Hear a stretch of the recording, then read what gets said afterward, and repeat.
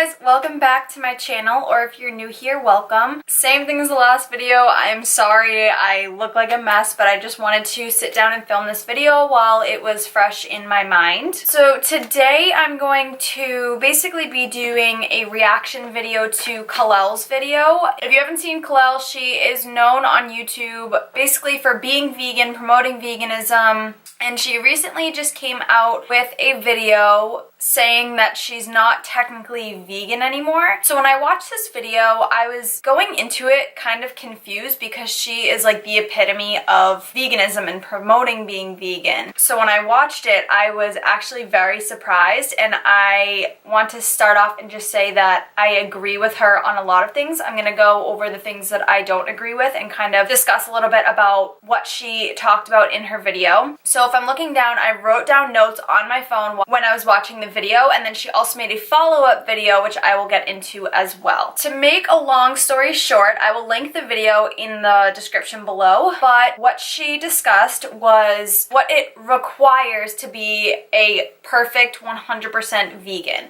Now, a lot of people think being vegan is simply not consuming any animal products, or to a little bit more depth, not using anything that's been tested on animals, which is very true, but to even my knowledge that I didn't know, it is so much more than that to be 100% vegan. Now, what happened after this video when Kalel explained everything, how she's technically not vegan anymore, she received a lot of backlash on Twitter. So initially, my first thoughts when watching these videos were vegans should not criticize other vegans when they slip up. A lot of the time it is just a simple mistake of eating something that has animal products in it. If you look at labels, there's so much stuff that you wouldn't think would have things like dairy in it that do. My thoughts are we should be supporting one another for even attempting to eat vegan, or adding one vegan meal into your week, or trying to eat vegan for a day. Even simply going vegetarian is a start. So we should be applauding and encouraging these other people who are actually trying and they want to attempt to be vegan or eat vegan, not bashing them if they're not 100% vegan. I would love to know how many people are actually 100% vegan, because after hearing what it requires, it actually blows my mind. So I'm gonna read you what she mentioned in her video of the rules or requirements that you need to be 100% vegan. So the first one is obvious, which a lot of people think being vegan is not eating anything that contains any animal products. So no meat, dairy, eggs, gelatin, and I think there was something else. Oh, honey. Not using any beauty products that contain animal products, such as beeswax or carmine. So beeswax would be in most things like chapsticks, and then carmine is used to make things a certain color. So basically, it's kind of gross, but it is ground up bugs, I believe, to give things certain colors, like red color. Nasty, I know. Not using any hygiene or cleaning products that have been tested on animals. So for hygiene, like toothpaste, mouthwash, and then cleaning products, anything that's been tested or used on animals. Your car interior cannot contain leather, including the seats and the steering wheel. House furniture cannot be leather, wool, have any animal hair, or be feather filled. So a lot of comforters or pillows are gonna have feathers from animals in it. No medication can be used that has been tested on animals, which is a lot. Or one thing that I have seen with pills is that if it's in a capsule, it contains gelatin to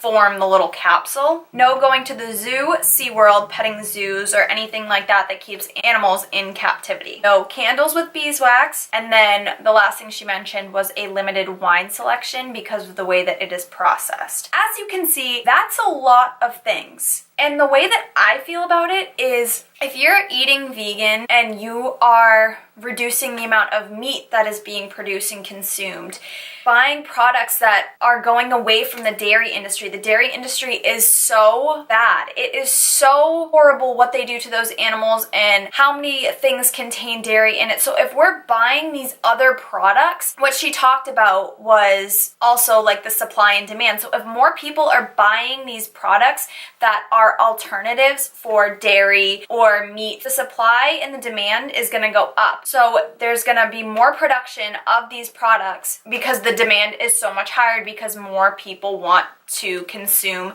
these alternatives. So it doesn't matter if you're 100% vegan if more people are just making little switches and using those products because they're going to produce more. I don't know if that made sense. I feel like I just talked in circles, but hopefully you guys understood what I meant. So the things that I wrote down that I personally agree with, one thing that stuck out to me that I agree with is if you already have clothing and makeup that isn't vegan, what you can do is either sell it so you don't use it anymore, or just don't buy anything else. Kalel was talking about things that she had a sentimental connection to for things like a handbag or shoes, and I completely agree with that because I do have a few purses that are leather and some of my shoes contain leather. You'd be so surprised at how many shoes have leather on them. It's hard and it's very stressful to go out of your way and check the labels on every single thing that you're buying, on like shoes and clothing. It's stressful. So if you're making an educated decision and you're looking at a purse and you know that it's leather, then don't buy it. That's what I've been doing since I technically went vegan, which now I guess I couldn't put that label on myself because I do have other things that contain animal products. So I have, for example, 2 purses that are leather. One of them I got as a Christmas present for going away to Italy when I studied abroad from my mom. And the other one is a leather bag that my grandfather bought me while we were in Italy. Now, my grandfather passed away, so that bag, I'm not gonna just get rid of it because it's leather. That holds such a special place in my heart. That's a piece of him, and it was that moment that we shared together because he came and visited me. I'm not gonna just sell the bag or get rid of it because that's what being a perfect vegan is supposed to be. That just doesn't make sense to me. As long as I'm not going out and purchasing products that are leather, then I'm not increasing the amount of demand needed for these products because I'm not buying it. So the other thing is that the vegan label scares people. Just simply eating vegan scares a lot of people because everyone grows up and eats meat and eats dairy and doesn't think about what's in their food or doesn't know what actually happens within these industries to get this food. So many people think it's so restrictive and they don't even try it. What we need to be doing is promoting the alternatives and the things that you can do to eat vegan or eat more vegan or eat vegetarian. We can't say, oh, you can't, unless you cut out everything that contains animal products, you can't be vegan. Because that's going to scare people away and it's going to make it seem like such an extreme, and it's really not. The other thing that really stuck out to me is that she has such a huge platform. She has, I believe, 1.9 million subscribers on YouTube, and she has this platform to promote veganism, which she's done an amazing job with. But people are criticizing her for admitting that she did something wrong or has slipped up, and that should be another good thing. Nobody is perfect, especially vegans. There is no perfect vegan, and if you are, I applaud you because that's very, very intense. However, it's amazing that she has this platform and is able to show that she's not perfect and that she makes mistakes and things happen. It's your life. You shouldn't be stressed out every single day looking at labels of things, Googling what's in things or how things are made. And the other thing is that I know for me too, I can get stressed out going out to eat because I'm like, well, what am I gonna eat, or what if this has this in it? And I'm not gonna make a server go in the back and pull out the list of every single ingredient in something, because if I order a veggie burger, yes, that seems like it would be vegan, but you never know if the bread contains any dairy or eggs, or if the actual veggie patty has the same thing in it. Like, I'm not gonna go through all that trouble to just maybe not consume something. And yes, some people might do that, and a lot of the times, like, if people are vegan, they will ask. I will ask if there's certain things that I know that might contain it. I'll just ask and see if they know. But I'm not gonna stress myself out and worry about if something has a minuscule little amount of something in it and not enjoy my my dinner or the company of the people that are around me. So many of the times when you eat out, even when you're vegan and asking, there is a big possibility that you're not eating completely vegan, as I mentioned with the bread or the veggie burgers, or even if someone accidentally cooks something in butter. Like, you don't know what's going on behind the scenes, and that shouldn't scare you from being able to go out to eat and being around people and socializing. Like, that's just, it's adding so much more stress to your life. This diet is supposed to help the world and help you and make your life better and make you feel better, not make you feel so much more stressed out about what you're eating. Like, that's just such a crazy concept to me. You shouldn't be stressed about food. Like, food is a natural thing that you just eat, fuels your body. That I can make into a whole other video, but that stuck out to me when she mentioned that as well. So the only thing that I really feel like I disagree with that she mentioned in the video, I can understand completely, is when she said that she would see like a candy bar and she'd eat it because it brought back memories. If you're gonna eat vegan, then I guess you should make as much of an effort as you can to be vegan. But I do understand, I mean, there's things that I miss so much and I'm so tempted just to eat all the time because it was things that I ate growing up or it was my favorite foods. I'm obviously not going to be like, oh, I loved hamburgers, which I really didn't ever like hamburgers. I'm going to have a hamburger and then just be the next day it's fine. I completely understand where she's coming from, and personally I wouldn't do it. If I saw that something contained milk or something like that in it, then I'm probably not going to purchase it or eat it. But it just is so crazy to me that so many people are giving her hate and bashing on her for admitting what she's done or what she's doing. Like, eating one candy bar in an entire year, it's really not